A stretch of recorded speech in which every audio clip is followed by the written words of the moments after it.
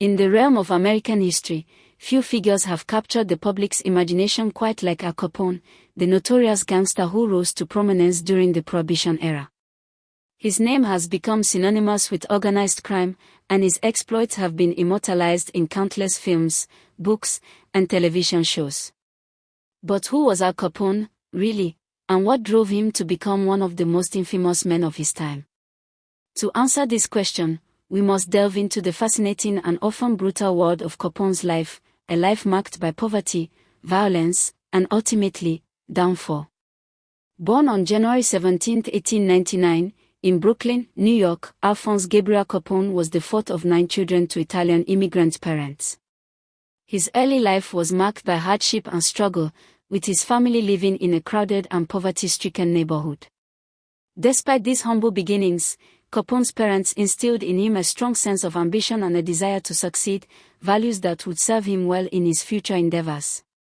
As a young man, Capone dropped out of school in the 6th grade and began working various jobs to support his family, including stints as a grocer, a pinboy, and a bartender.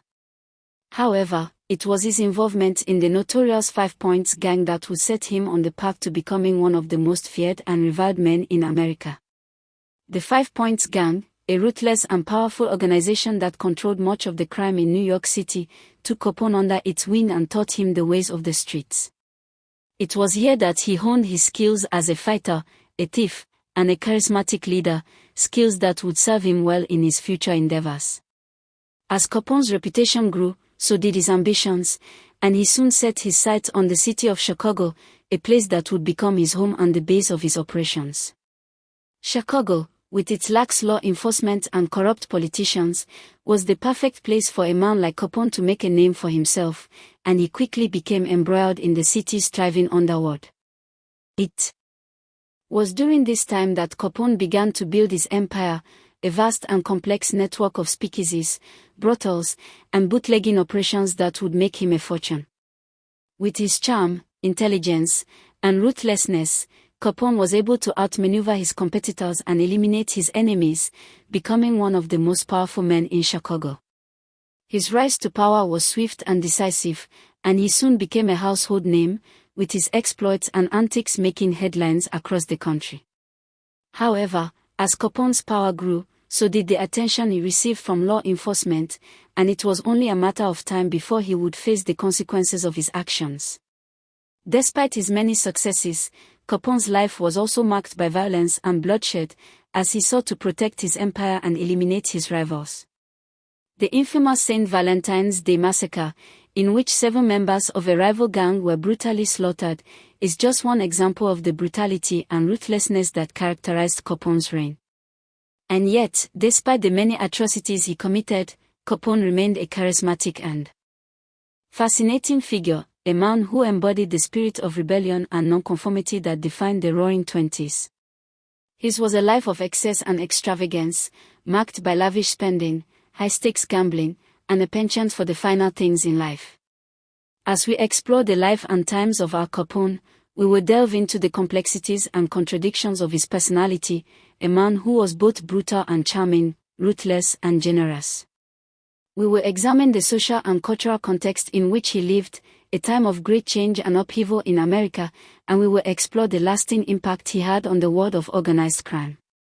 From his early days as a small-time hoodlum to his rise as a powerful and feared gangster, Capone's story is a fascinating and often disturbing one, a tale of ambition, greed, and ultimately, downfall. And so, as we begin this journey into the life of Al Capone, we are drawn into a world of crime and corruption, a world that is both repulsive and fascinating, a world that continues to captivate and enthrall us to this day. The story of Al Capone is a complex and multifaceted one, full of twists and turns, and it is a story that continues to fascinate and intrigue us. It is a story of the American dream, of the idea that anyone can make it big with enough hard work and determination. But it is also a story of the darker side of the American experience, of the corruption and violence that can lurk beneath the surface of even the most seemingly respectable communities. As we explore the life and times of Al Capone, we are forced to confront the harsh realities of the world he inhabited, a world of crime and corruption, of violence and bloodshed. And yet, despite the many challenges and difficulties he faced, Capone remained a figure of fascination and intrigue, a man who embodied the spirit of rebellion and nonconformity that defined his era. In the end, it was Capone's own hubris and arrogance that would prove to be his downfall, as he underestimated the determination and resources of his enemies. His eventual conviction and imprisonment would mark the end of an era of gangsters and bootleggers, of speakeasies and brothels. But even in defeat, Capone remained a figure of fascination and intrigue, a man who had lived life on his own terms and had refused to back down, even in the face of overwhelming odds. And so, as we conclude this introduction to the life and times of Al Capone, we are left with a sense of awe and wonder at the sheer scope and scale of his exploits, and a deeper understanding of the complex and often contradictory personality that drove him to become one of the most infamous men of his time. As we delve deeper into the life of Al Capone, it becomes increasingly clear that his rise to power was not simply a matter of luck or circumstance, but rather the result of a combination of factors, including his natural charisma, his cunning business sense, and his willingness to do whatever it took to achieve his goals. By the mid-1920s, Capone had established himself as a major player in the Chicago underworld, with a network of loyal associates and a reputation for ruthlessness that struck fear into the hearts of his enemies. Despite his tough exterior, however, Capone was also known to be a generous and charismatic figure, who was beloved by many of those who knew him. He was a frequent presence at Chicago's obscure nightclubs and speakeasies, where he would often regale the patrons with stories of his adventures and lavish them with expensive gifts and champagne. This dichotomy between his public persona and his private life would become a hallmark of Capone's career, as he struggled to balance his desire for respectability and legitimacy with the harsh realities of his profession. As Capone's power and influence continued to grow, so too did the attention he received from law enforcement and the media. By the late 1920s, he had become a household name, with newspapers and magazines across the country publishing stories and profiles about the notorious gangster.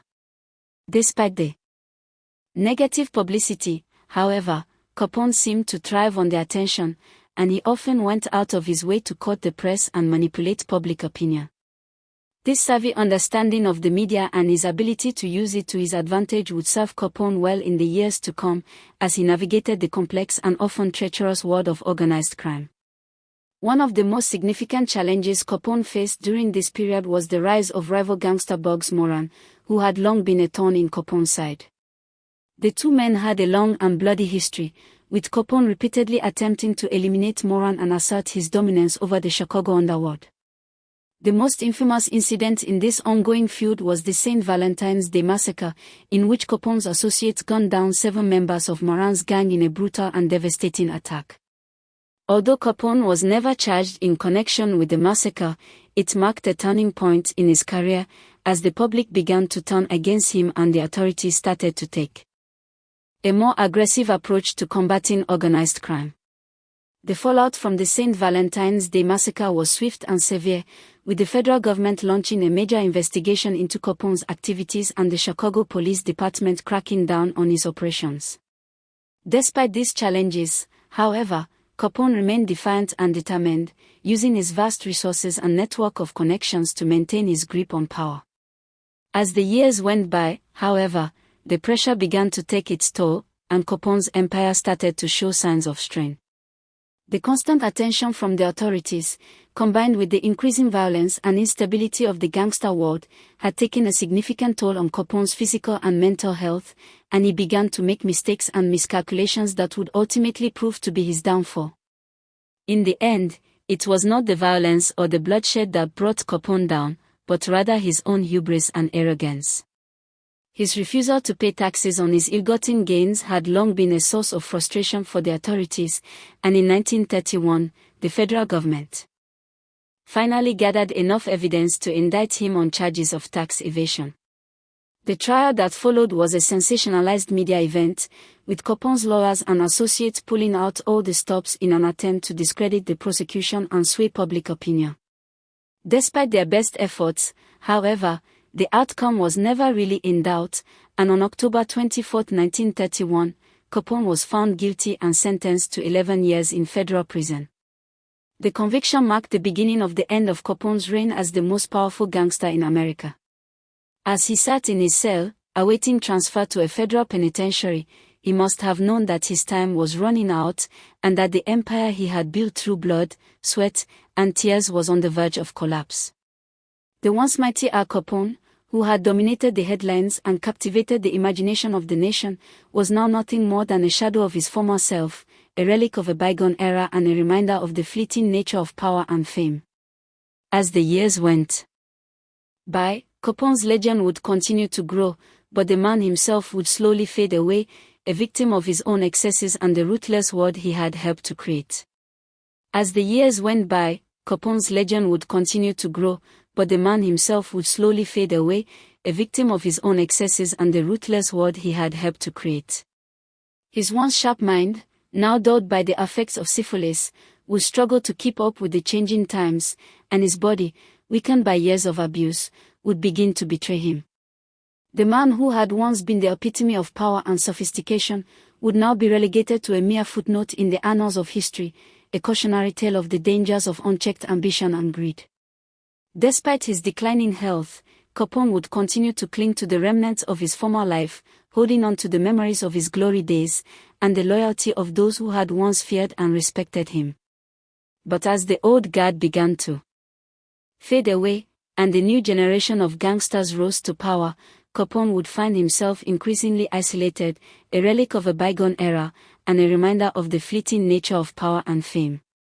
His family, who had once been so proud to call him their own, would now distance themselves from him, ashamed of the man he had become, and the legacy he had left behind. As the years turned into decades, Capone's name would become synonymous with the dark underbelly of American society, a symbol of the corruption and violence that had once threatened to consume the nation. But as the legend of Al Capone continued to grow, so too would the myths and misconceptions that surrounded him. The man who had once been a brutal and ruthless gangster would now be remembered as a folk hero, a symbol of the American dream, and the possibilities that lay beyond the reaches of the law. But this would be a gross simplification of the complex and multifaceted individual that Capone had been, a reduction of his life and legacy to a series of simplistic and misleading stereotypes. In reality, Capone's life had been a complex and nuanced tapestry, woven from threads of both good and evil, and marked by moments of great triumph and great tragedy. He had been a man of immense charm and charisma, with a quick wit and a silver tongue, able to charm and deceive even the most hardened of individuals. But he had also been a man of great violence and brutality, responsible for the deaths of countless innocent people, and the suffering of many more. His legacy would be a complicated one, marked by both admiration and revulsion, and would continue to fascinate and repel people for generations to come. As we look back on the life and legacy of Al Capone, we are reminded of the enduring power of the human spirit, and the boundless potential that lies within each and every one of us. We are also reminded of the dangers of unchecked ambition, and the devastating consequences that can result from a life of crime and violence. Capone's story is a cautionary tale, a reminder of the importance of living a life of purpose and meaning, and of the need to always strive for greatness, while remaining true to ourselves and our values. But Capone's story is also a testament to the enduring power of the human spirit, and the ability of individuals to shape their own destinies, and to leave their mark on the world.